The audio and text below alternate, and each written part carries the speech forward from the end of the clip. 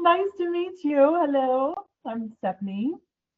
Justina's coming in. Hi, Justina. Oh, hi, Justina. It's good to see you. How's it going? How's it? You're in the trenches. How's it going? It's going. Can you hear me? I'm sorry. I feel like all my screens are going dark right now. Okay, you can hear me? Okay. Yes, I hear you. I'm great. I didn't mean to disrupt, so sorry. No, you're good. Everybody was just joining. I was actually just asking Alicia. Did I say your name right, Alicia?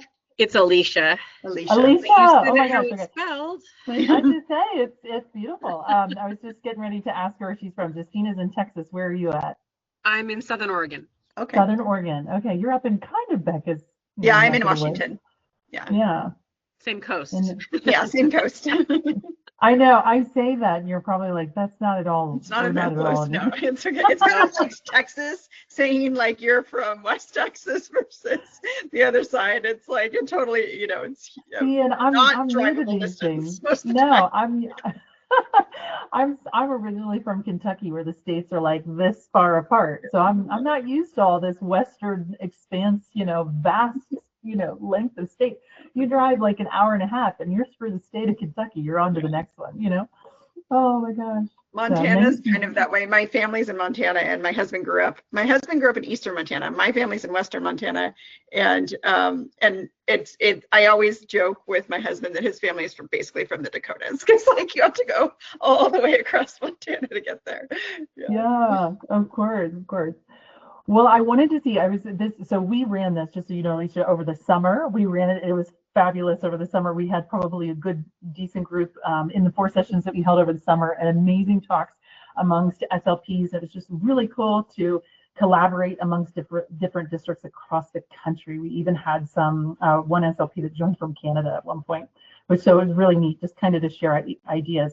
With the start of the school year, I'm like, this will be interesting. I was trying to figure out, right, like the best time, when people could join, and it's tricky. It's tricky because I know everyone is in the thick of it. So we'll see how many. I have had a couple people ask me for the recordings though. So I think even, as having good conversations, and it still gives a lot of great ideas to those that can't join the live, because it's always hard to find a time live that everyone can join. Do you guys think this is a relatively good time from your standpoint? I know, Alicia, you're an hour earlier than Justina would be, right? You're on Central, Justina, and Alicia, you're probably on Pacific. So she's 2 hours earlier, yeah. So 2 hours. See, I don't know the difference. I know it's 1:30 here. It's 1:30 there, yeah. So for me, we start groups on Monday, and so I normally will have groups at this time, and then anything later though I have meetings, so it's and that's another difference is Alicia's like me, where our school year just got started like a week or two ago, and you guys are a whole month and a half in, Justina. So I know. And I know when I know I always had Fridays where I wasn't seeing kids, so I thought maybe Fridays would be something where people could more than likely come. I'm not sure. I'm still trying to figure it out. So at this time on a Friday would work better for me. I have students, but I don't have students at this particular time. But everybody else has schedules too. Like there's no right answer. Yeah. A couple people have told me that Fridays they tend not to see kids. So maybe that I don't know. We'll try to play around with it, because I know I knew kind of going in trying to find a different time and figure out which worked best for everybody. It was going to be a little bit tricky, but you know what? 4 of us is great. That's fine. We'll do this, and if somebody joins, that's great. But just being in Southern Oregon and Texas, and we're in Colorado, I'm in Colorado, and Becca's in Washington. It'll be nice to have some conversations. So it's funny, the person that really wanted to talk about this today hasn't joined yet. One of our off-mute attendees. But our topic today is a little bit different than what we've talked about over the summer. We talked about a ton about MTSS RTI and what that looked like. Yeah, since that's such a hot topic right now. But today we were going to talk more about layered staffing models, because I know the specific district that was really interested in this in Texas is pretty much entirely reliant on layered staffing. It's like one SLP and her entire team is either SLPA or CFY. And I mean, Becca's got some interesting topics to share with you in other districts where they're using this new thing of communication aids. So it's like there's a lot of different layers and ways this looks like. So I thought this might be kind of an interesting topic to discuss today, and what it kind of looks like and how it works in all of our districts. Alicia, do you guys use SLPAs in Oregon? We do. Yeah. It's one of those things I feel like when I began 20 years ago, and I don't know if it was because of my state, you heard of SLPAs like every once in a while. We didn't use a ton in the state that I was in. It was like, I take that, we didn't use any. I would hear of them like in California, and in my state, we didn't use any. Now it feels like every school has to be reliant on them, almost. And Judy's joining us. Great. Oh, good. So it's very different. How long have you been an SLPA, Lisa? This is my 26th year. Okay. And I've had access to an SLPA for 8. Okay. I mean, it's different. And Judy could even allude to this even more. We were just talking about how 20 years ago, the staffing model looked quite different. We weren't as reliant on SLPAs and these other options as we are now. I didn't even have any SLPAs way back when. Now we were just talking about how it's completely reliant on them. As a matter of fact, Colorado just passed a new legislation in place that basically says SLPAs can be employed anywhere, even in hospitals, because of the severe shortage that we're experiencing in the state of Colorado. There's just not enough of us. So now, well, and I think the thing that's interesting too is that various states have various regulation parameters around supervision, right? Like some states have no guidance around that. Other states have, very specific guidance, and and some states have licensure for SLPAs and some states don't. Judy, I'm sure you probably know a lot about all of that across the country. Yeah, and every state is different. In Texas, we have a license for assistants, and so it's basically a bachelor's degree and some training in speech path, and then working under constant supervision, and not making any clinical decisions. Justina, how many do you guys have in your district of SLPAs? Is it pretty reliant on? Yeah, that's funny. I was just doing, Judy and I are working together kind of outside on some things, but I was working on presenting something to one of my directors, and we're at 46. We have 136 SLPs and 46 SLPAs. It's a really significant chunk of your body of providers there. That's yeah. Has that grown in recent years, Justina? I was just going to say same thing, Stephanie. So I started in the district a long time ago, and we didn't have any. Then we moved to a few, and then we actually cleaned house because we had all SLPs. But now it's kind of gone back. I mean, just to get kids seen. Yeah. We have some districts we work with where the ratio is the flip. I mean, it's like there's more SLPAs than SLPs. Well, and a lot of the districts that we've been working with the last couple of years, they have a lot of them are in a situation where the only employees are SLPAs, and then SLPs have been contracted to supervise.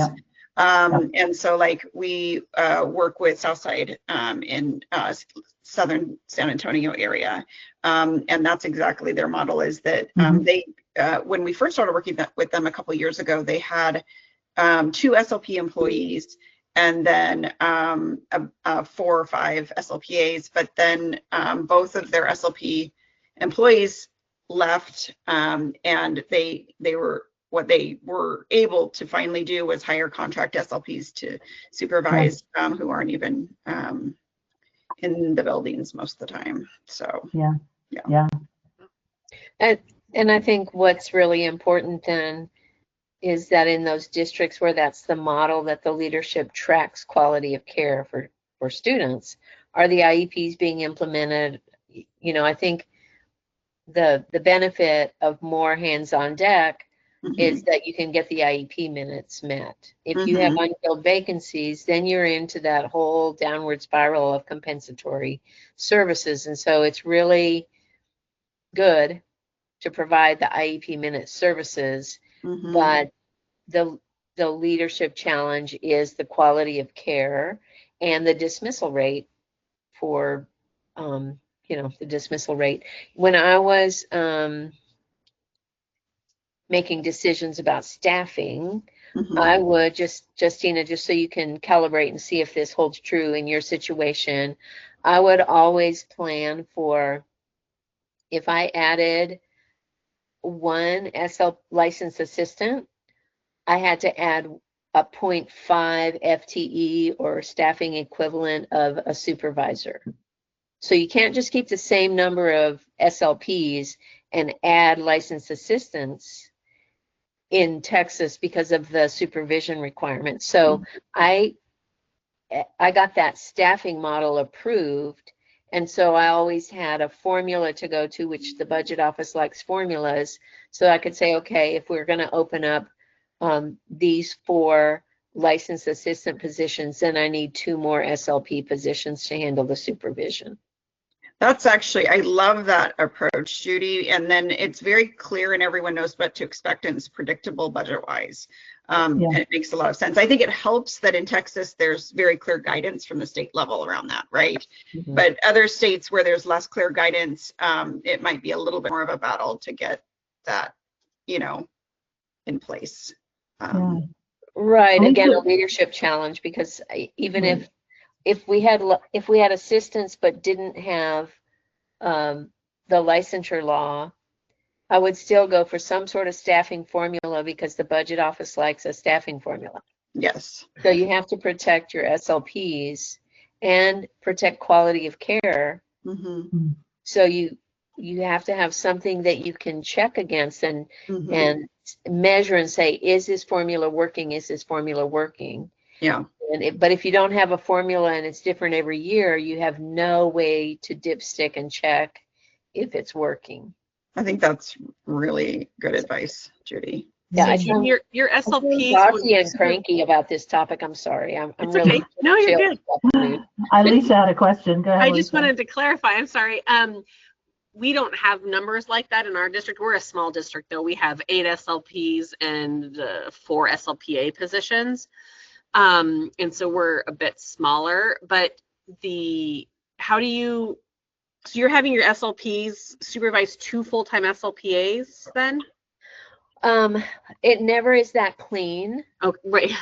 Right? It's never that clean. That staffing formula is just so that I could get SLP positions if I was going to add licensed assistant positions. So generally, and so that I could always then insist on a supervision stipend for the supervisors in the compensation book in the district. Alicia's writing that down too.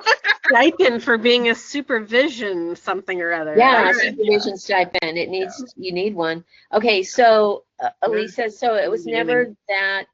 So maybe I would have, I would split up after I got my positions approved and I knew what I was working with, and then you have to individualize to what people need in order to do a good job. So I might have an SLP who worked like a 50% caseload and then supervised 1 licensed assistant. Or if in the rare occasion that there was a SLP supervising 2 licensed assistants, I would kind of hold down the caseload numbers for the licensed assistants, because in Texas, the SLP is legally responsible for all of the IEP meetings, all of the testing, all of the legally responsible for the services. And so, if you have 60 kids on your caseload, and you're supervising 2, that's 120 children. That's too many. So, or if there was a graduate student, practicum student, the supervisor might do their caseload with a practicum student plus have 1 assistant, or might do a CF and a practicum student. But so I did the staffing itself separate from the staffing formula, which is just all about the budget and all about getting your positions. And then you get your positions open and positions filled. And in Texas, the licensed assistants cannot work unless there's a supervision statement on file. So it's regulated, and but then making actual assignments was more humane than the formula. Does that make sense? Yes. Okay. Thank you. That was great. Yeah.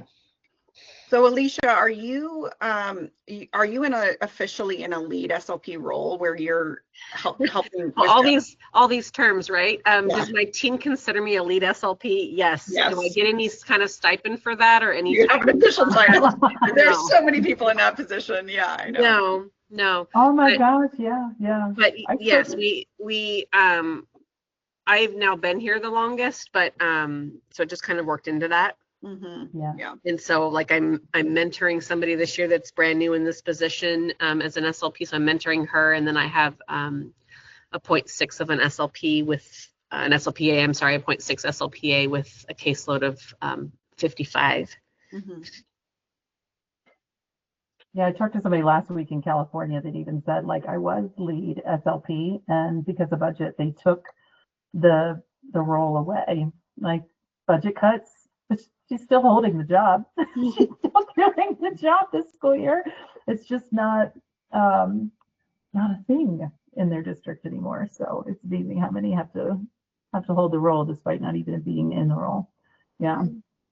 And I think Tracy joined us, Steph. Yeah, Tracy's in California. Hi, Tracy. Hey. Hey, good to see you. No, that's okay. I love the shirt. It's pretty. Oh, thank you. Now, you guys don't currently have SLPAs, correct, in your district? No, not in my district, but a lot of districts in California do have them. And I was going to say, most of the districts I've worked with in California have them. Yeah. and California has ed code that specifically says that the use of an SLPA cannot increase the caseload number of the supervising SLP. So even though there's an Wow, I didn't know SLPA, that SLP cannot be more than 55. Okay. Wow. I did not know California had that in there. Yeah, we do.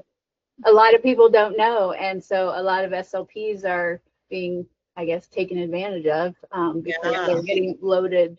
Oh, you have SLP. We should push that information out, Steph. Over. Yeah. I know, right? Yeah, that sounds like something that would be interesting to share, because we do talk to quite a few districts in California, and I don't know that everybody does that. Yeah. Kind of another interesting topic of use of SLPA that we've seen, but remember it was that case up in upstate New York, is hiring the SLPAs, which I wouldn't relate, I would think, in Texas because of your all's roles, but for the MTSS position. So the SLPA, hiring a full-time or one FTE for implementing of MTSS was kind of an interesting model we had heard of that we had not heard of before, because there's always this conversation of like, who's going to bear the burden of implementing MTSS or RTI, depending on where you are. And so one district up in New York hired an SLPA specifically for just tiered intervention. And that also, when we're talking about kind of budgetary funding models, it makes me wonder how they funded that role. Like, did they fund it with different title money that was from more of the gen ed pool, or rather than special ed? It's just interesting to think about. I don't know if we know the answer, but it would be interesting to follow up on that. I did not get the end, but it would be curious. I see Hope just going to. I think Hope, I'm trying to remember what state we were discussing different rigmaroles in different states. I can't remember, Hope, which one you're in. I'm in Louisiana. Louisiana. Okay, Louisiana. And do you have SLPAs in your district? What's the ratio there? We do not in our district, but some neighboring districts do. Okay. We've tried advocating for SLPAs in the past, but we were told no, basically. They didn't really give a good reason why. They just said we didn't have that job description, so we couldn't hire them. Oh, like they weren't willing. So someone wasn't willing to kind of work with HR on creating a new classification of a job. That's what that sounds like. Yeah. Correct. Yeah. Oh, that's hard. What about contractors? Are you guys using mostly employees, or is there kind of a mix of contractors and employees for your SLP or SLPAs in your districts? In Louisiana, you're asking? Sure, or specifically anyone, for us? yeah. For us, we try to stay away from contractors as much as possible. This is the first year, this is my 6th year in the lead position. And this is the first year we haven't had to use either like retirees or contract people at some point. So we're completely fully staffed with like That's full-time awesome. employees. That's great. This year. Yeah. Mm-hmm. What about you, Justina? I don't know what your all's ratios are. So we don't have any contractors this year either. And this is our first year in a long time. 2 years ago, we had about 10 contractors. How did you guys, both of you, Hope and Justina, get to that point? What did you change anything about how you were hiring, like in terms of benefits or anything? Or what do you think the difference is? I went to a lot of job fairs and got our name out there. We did a lot of presentations at grad programs. We reopened our relationship. We have a distance learning program, TWU, that's here, and we did not actually take SLPA/grad students for a little bit. So we reopened and reestablished that relationship. So we have some hopefully growing SLPs. And this sounds horrible and probably desperate, but we've really done anything we can to bring quality candidates this way. So you have amped up your recruiting, it sounds like, in a lot of ways. That's great. Hope, what do you think the difference has been for you guys? Same for us. We have a local university in the same city as us, and we typically will get a lot of their graduate students coming like to do their, we call it off-site, like in the last 2 semesters of grad school, their placement. But I did go do a couple of job fairs at the university, kind of try to dispel the myths, because I feel like a lot of times the school-based therapists are seen as lesser than like a medical-based or private practice. So we tried to dispel a lot of those myths concerning that, and just tried to show them how you could do both. You know, if you really want to do medical, you could do it after school or on the weekends, or you could do what we call early steps, where you work with families and stuff. So I think that helped. And then also, I don't know if this has anything to do with it, but our district just passed over the summer, they moved our speech therapists up to Masters plus 30 level. Technically, according to our handbook, we could be categorized as specialists. We have the requirements that they say a specialist could have, but they, as a compromise, not offered, but gave us Masters plus 30, and we've been fighting for that for about 5 years now. So I think congratulations on getting that step. That's a big yes. That was a big deal for sure.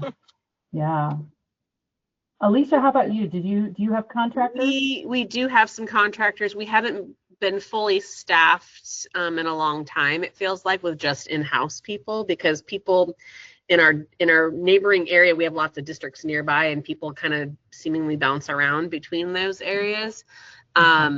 And we struggle to find people. I think it's hard to get our names out. People come into the Valley, if they move in, they automatically go to contractors to help them find jobs. And so then we're in the contractor position with that.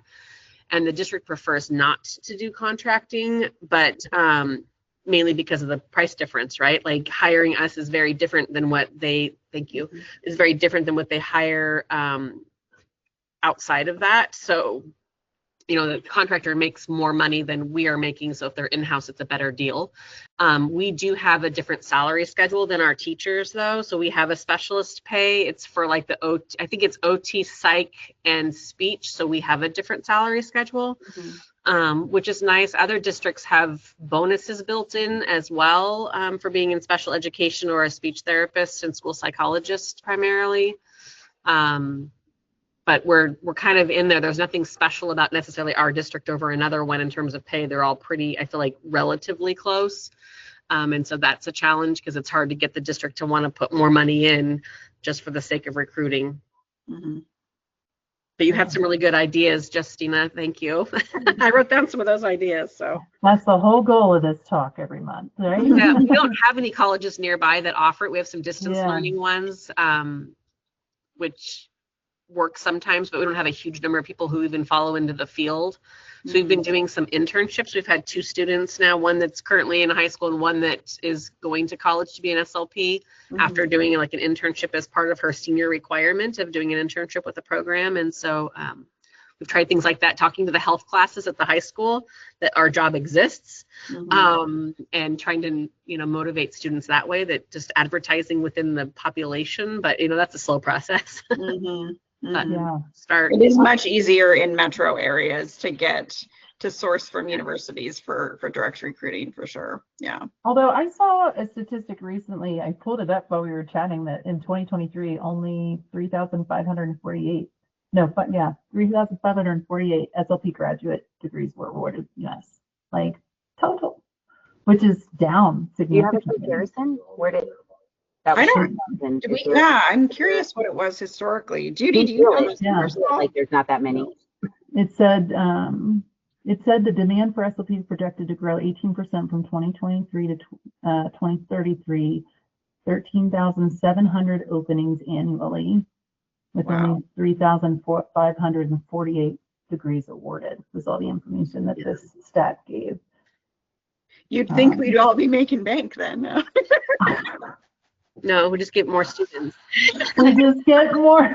It's been a while since I graduated, right? Like, so this is my 26th year. So there's been some time, but like, I know for my school, they brought in a diverse cohort from across the country. And what did all those people do when they graduated? They all went back to their home states. Oh, yeah. So like, I graduated from the University of Oregon, right? So we brought in, our cohort was around like 25 students. Yeah. And very few were from Oregon, let alone from the Eugene area.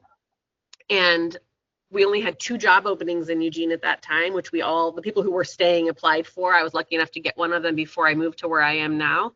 But almost everybody else in that cohort all went back. They went back to Texas. Really interesting. Yeah. They all left. So I get the idea behind the diverse cohort, but it's also a design flaw when your state is needing people. Like, let's let everybody in who wants to come in, because I had ended up changing their degree to become a teacher because they didn't get in and they didn't have the opportunity to move to go to college. So they decided not to be a speech therapist after all the undergrad work they did. So That's really interesting. So what you've been in the field about as long as I have. I graduated grad school in '99. Is that about when you did? 2000. 2000. Okay, yeah. So I was at UW. I was at University of Washington, and ours was we had a different situation where it was mostly local people in my cohort, and then almost everyone I knew stayed in the area. But Seattle is such a dense metro. Like there was jobs for everyone, right? Because we had there, some people went in hospitals and stuff, but that is really interesting that they did that. They brought people in intentionally from out of state for the cohort. Yeah. Another interesting statistic that this same post had was that it is now 42% of school-based SLPs use SLPAs. Like, that's significantly higher from when. And 32% in healthcare, but 42% school-based. So, I mean, that is just significantly higher than it once was. When those of you that use SLPs, like, what do you see are the biggest gaps kind of in the layered staffing approach? Like, what challenges do you guys experience? Or even contracts, because we wanted to kind of cover in this talk, like contract, in-house, any kind of staffing model you have. So it could be related to the contractors as well. Is there any gaps or challenges that you experience, or does it go pretty smoothly when you use them? Well, for me, I've had my SLPA now for a number of years, so that really helps because she anticipates and knows a lot of things. Our rule for our state is that I have to personally see or co-treat with the SLPA once every 60 calendar days. And so that's not how we typically run it globally, but we rotate groups, we do bigger groups and then divide them up. So we're running groups at the same time. We're together for the 3 days that I have her. I'm in the room almost full time with her already. So we have a good, I feel like I know my students really well. But I know other SLPs who don't have that same structure. They're coming in to see the students and doing their supervision, and they're gone, and the SLP is running it. Where we're able to like really co-treat and have communication about what's happening and overhearing what's happening between the students and rotating the kids around, so we have a good. That sounds ideal, right? To do that co-treatment. That I bet that's not as common that people have the ability to do that. Yeah. No, but that's how I do it, because then like there are times when I'm in the room doing my group and she's doing her group, and there's times when she's running groups and I'm doing paperwork, because we do our own testing and our own paperwork, like prepping for IEPs and things like that. Our district also hires an EA to help us like schedule meetings and putting in the dates and the things that are just kind of clerical to get them in. So we have somebody who does that for us as well. Send out meeting notices, remind the parents of the meetings, and set up the Google invites. And I love that model. I think Texas does that a lot, where there's usually a clerical person that takes care of the like scheduling stuff. Yeah, I love that model. Like I give her what I want to do, what works in my personal world, but like the rest of it, she just takes care of, and that's great. Yeah. And here in Texas, our campuses or school districts do things differently. Like we have campus coordinators that run that, and then we'll have special ed secretaries. We have other districts that actually have our facilitators and they do that. And I will tell you that sometimes that's the deal breaker for SLPs to come to us. They're like, wait, you don't have an art facilitator? Because they play a little more of an active role in the paperwork part and that kind of stuff. So sometimes that's a little hump to get over too. Yeah. What about you, Tracy? I'm trying to remember which one. You have a contractor.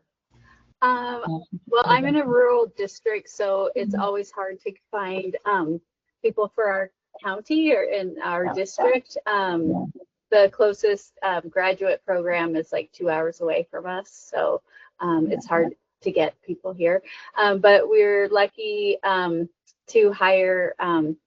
It's a district hire, but we have 2 virtual SLPs, and they are district hires. They're not contractors, because we've had contractors in the past, and it's very, very hard to like onboard them with training and teaching those contractors the way that we need to do it in the district. So we've had one of our virtual SLPs for like 3 years, and then this is the first year for the third one. She's a third position that we just added this year. So for a long time there were only 2 SLPs. So I do like that districts have started, like especially in your case, Tracy, where you're in a remote area that's harder to recruit to, like being more open, it feels like in the last few years, to direct hire for virtual therapy in that situation, because I do think that's better for everyone when it's actually an employee that can be a team member and not just kind of dipping in for part of the day. And it's cheaper for the district, I hear too. Yeah. That's good. That's great. So, but it is another example of a different kind of layer that you're adding, because in that case, you have to have facilitators too, right? So how do you guys handle we have one facilitator who goes between the 2. Okay. We actually have Go ahead. I was just gonna say, we have 2 hybrids. We have one that's a contract hybrid and one that's a district employee hybrid. So they work 3 weeks a month. They are online, providing virtual service, and they have one's middle school, so they don't have a facilitator. They just are in a space with other students or whatever. And the other one's doing elementary, and she has like an EA that helps get the kids and supervises and reinforces when they're doing the right thing. And then 1 week a month, they drive in from there. One's driving from Portland, which is about 5 hours, and one's driving from the coast, and I think it's like an hour and a half or something drive over, where they're on site. So they're able to do testing and observations and all the file reviews and all the things that take an actual person on site to be able to do. And so that really helps out the team and takes that pressure off, because they're able to come in and do a lot of things on their own in person, which is super helpful. But we've had just straight contract, they're from Virginia or whatever, and and you're right, the onboarding is really hard to retrain everybody how to do things, and it's because we don't have a system for that. So it's just a matter of retraining how to use our IEP system and our typical like MTSS processes, and all that is a lot. Yeah, and Steph and I both have experience leading contract SLP teams, and it's so challenging because usually they're placed in multiple districts, and so they have to learn like 3 different IEP systems and know how to work in 3 different IEP systems, and it's a really challenging model for sure. Yeah, it's the things they have to do to try to staff, I guess. You know, it's like the least ideal scenario, but I mean, you know, I think it is getting better in some regards, like the, you know, like you guys are talking about being able to hire less contractors and more, and there's some ways that we're kind of, you know, so, but a lot of the districts that I speak to, the ratios aren't as good as yours here. Like it's, like I said, the one that must have gotten pulled into a meeting that really was the source of wanting this talk. She is the lead SLP, and her entire staff is either SLPA or CFY or contract. Like she is, there's no, and so the challenge is that she's, you know, really up against, and I'll make sure I share the recording with her so she can take some of these ideas that we're having, is like, how do you provide supervision and consistency across the board, having something in place to where she feels like she's providing that level of supervision that everybody needs, is really, really hard for her to work through. But it's really what I started doing. Go ahead, Hope. Sorry. Go ahead, Hope. I started a couple years ago. I kind of felt similar, like we don't have that many CFs on staff, but we were running into an issue where we had high turnover every few years. Like, and it, you know, there's just one of me and my staff is 61. So I was running into the issue where I was kind of not assuming, but just kind of hoping that our newer hires were learning these things while being on the job. And then like midway through the year, I would say something and one of them would kind of make a face like, oh no, I haven't been doing that, you know? So I started doing these, we called them new-ish hires, where I would meet with all of the staff that have been recently hired. And I usually say like within the last 3 years. So it would cover our brand new people up to like, because for me, year 3 was kind of when I felt more established as a school-based therapist. So I'm like, okay, 0 to 3, we're going to have these meetings, and we meet a couple of times a year. And that's where we talk more of the logistics that would be kind of like boring and tedious for like people who already know what they're doing. You know, we talk about like organization and checklists and, you know, reasons behind the policies and procedures, and I think that's kind of helped with onboarding new staff. Okay, I'll be sure to share that with her, because I know one of her. Yeah, go ahead. Sorry. Well, I was just thinking as you were saying that, Hope, I have seen so many. I don't know if you guys are any of the SLP Facebook groups, but I'm in several of them, and I see so many posts lately from CFs who are crowdsourcing, like, how do I, you know, run an IEP meeting? Or I'm like, where are your supervisors? Like, like, how are you asking this on a Facebook group? Like, where? Exactly. Or kind of just sad posts of like, this is my first year. Is this normal? I am ready to leave the field. You know, like really hard and free stuff. Yeah, for sure. I'm really overwhelmed. I really have no idea. And they're posting on Facebook groups. It's like, oh my gosh, yes. And you know, and on the flip side, like coming from a lead SLP, you know, who I'm thinking of that I'm using as an example, she wants to provide all of this, right? And so she's just in this, between this rock and this hard place, because she wants to provide more, but she's put in this position where she has to supervise everybody. And I don't remember how many she has, but just being just her and then all of her staff is, you know, one of these layers. It's just, you know, the being able to provide it and having it within your wheelhouse to do. I mean, there's just so many hours in a day, and I'm pretty sure she, has other duties as well. And just, and one thing that she always, the couple of talks that we've had that she's talked about is just the fact that there are so many elements to the, you know, that you've got, you know, this is your IEP system, this Google Drive is where we use this, there's so many places that the new hires have to learn that they get so easily overwhelmed, which was one of her reasons for reaching out to us of like, I need a more solid system. Like, this is just, it's so piecemeal that her her new hires, her CFYs and her SLPAs are just, she doesn't feel like there's a cohesive, solid system to like build around. It's all, well, look here for this, but if you need this, look over here. And if you need this, come here. And they just get so easily overwhelmed by all the different places that they need to source their information. So it's challenging for her from that sense, but yeah. So I had a couple more questions here, and feel free though, anything that you guys want to talk about, pitch in if you're new, especially to these talks. I know Judy and Justina's been at them before, but it's an open, like I have discussion questions up, but it's just for us to talk about anything that anybody wants to talk about. So feel free to pitch in if you have specific questions that you would like to ask, that you want to ask advice for. That's the whole purpose. But one small change that your district could try this year to strengthen your layered staffing, any ideas anyone has in regards to that? Or tools, mentorship, role clarity, making the teams more sustainable. And Judy, I'm going to throw you under the bus here because you've used so many good ideas. You got any more ideas for us? Well, You're full of them. I can share my experience at my job here. So like I said, we hired a third SLP this year. And so 2 SLPs are managing most of all the speech and language students in the district. And then I am the in-person one. And so I have a very small caseload. It's incredible. Like, I can't believe how small it is right now. And knock on wood, it doesn't change like because it could.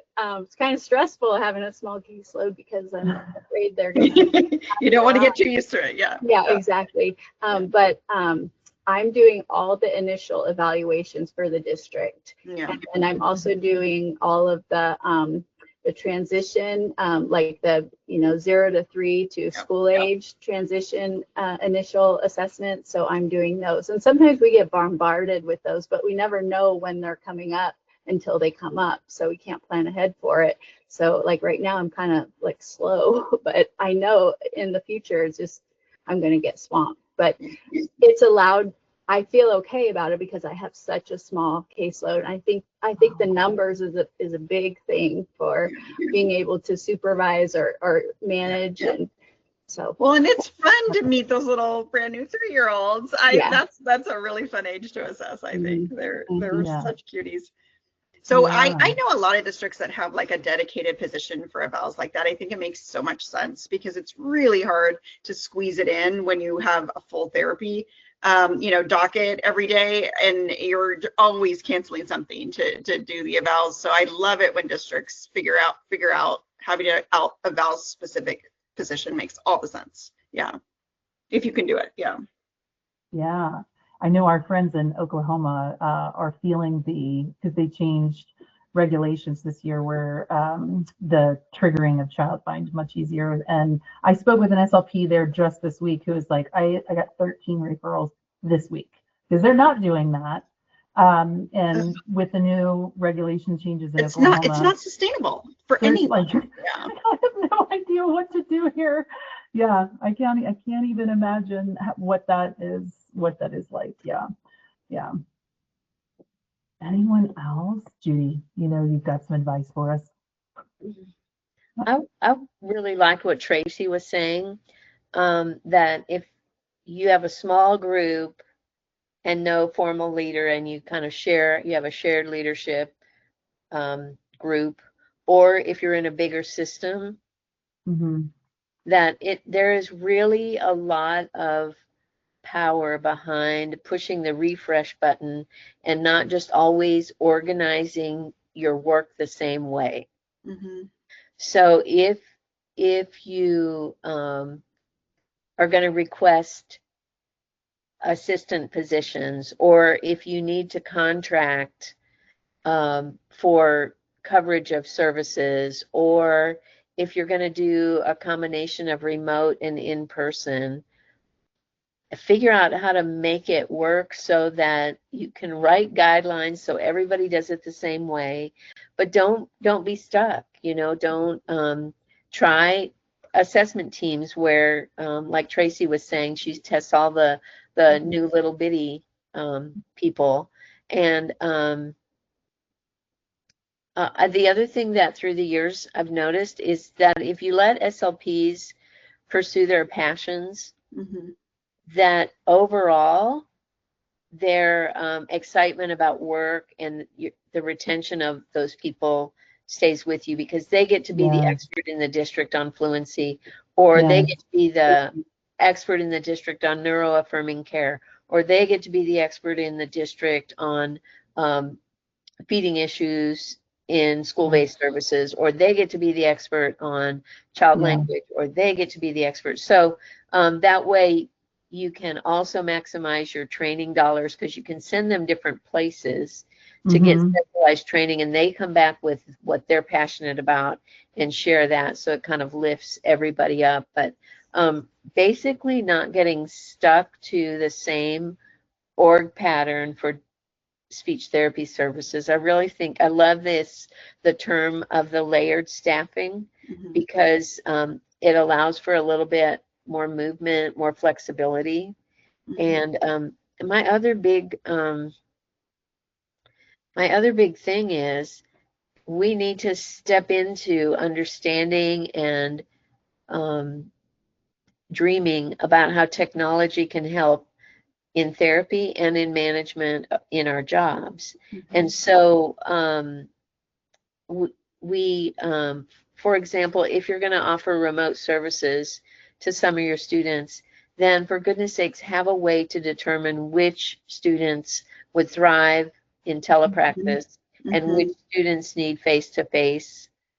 It's very distinct. For the therapy, and have a way to justify how you're assigning it. So you don't assign a contract person or telepractice to a caseload. You assign it to these students because of these students' profiles and learning needs. So I love that idea.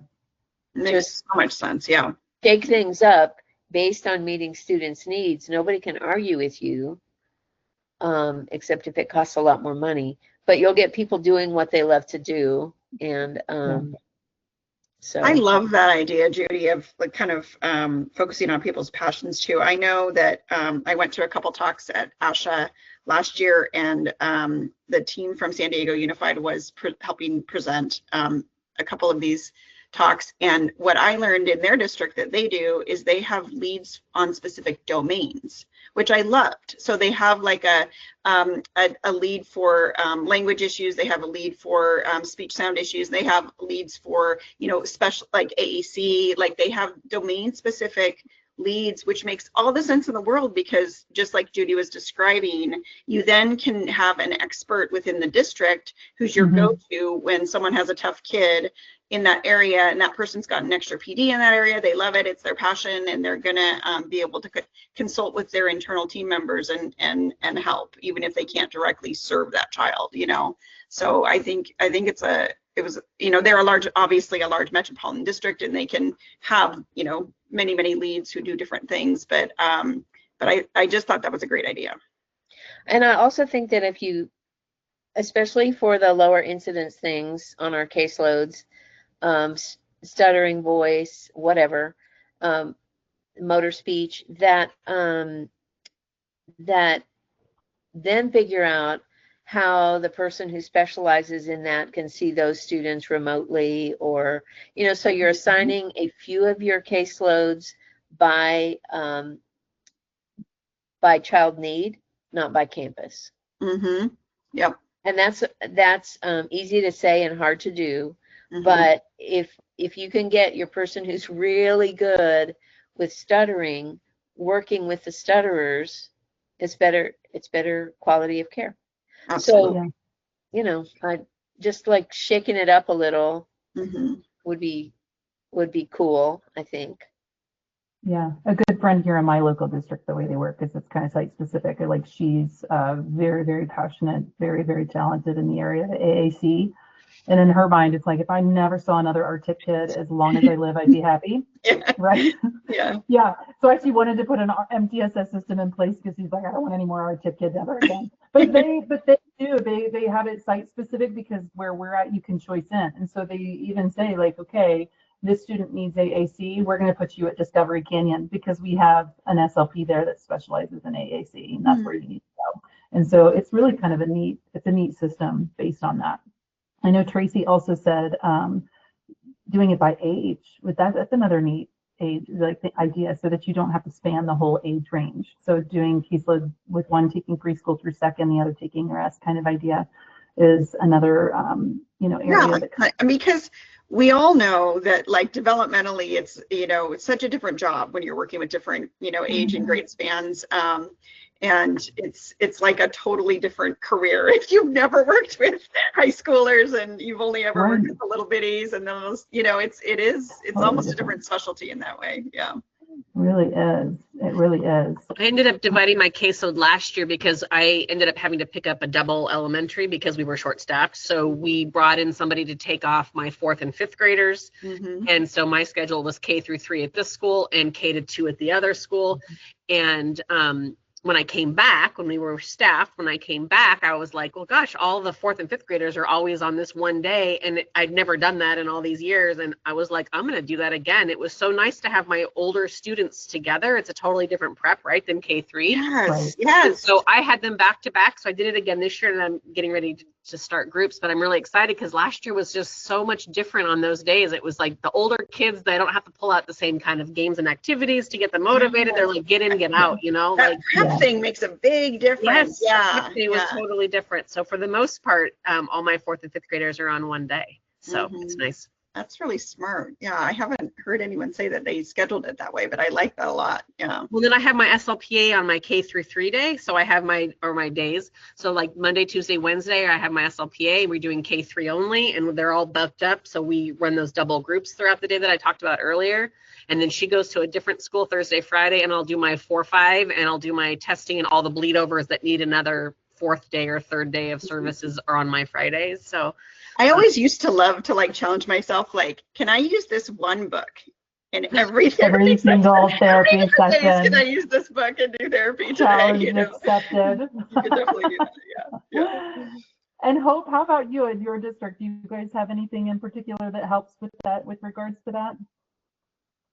Splitting either, by specialty or by, is everybody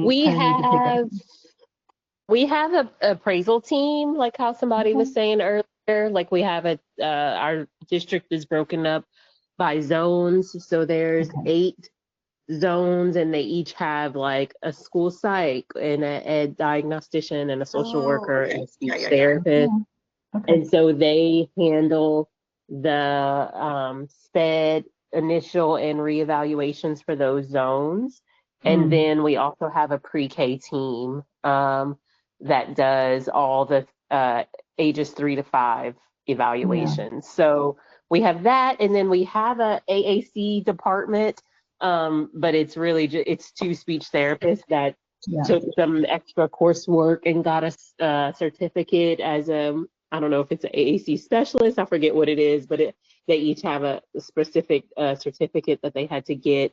But I mean, our district is big. We probably could use 10 people, and it's only 2 of them. So I've actually been encouraging them to try to maybe form a team of school-based therapists who could serve, kind of like what y'all are saying, as like an extension of their hand, so that everything doesn't fall, all the training and stuff doesn't fall on just them too.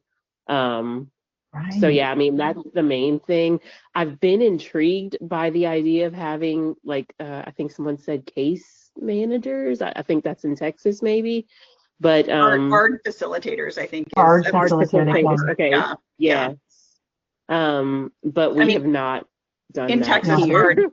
IEP meeting. Yes, ARD and IEP are interchangeable. Yeah. So that's really it. I think that's kind of how we differentiate things here. Okay. That's great.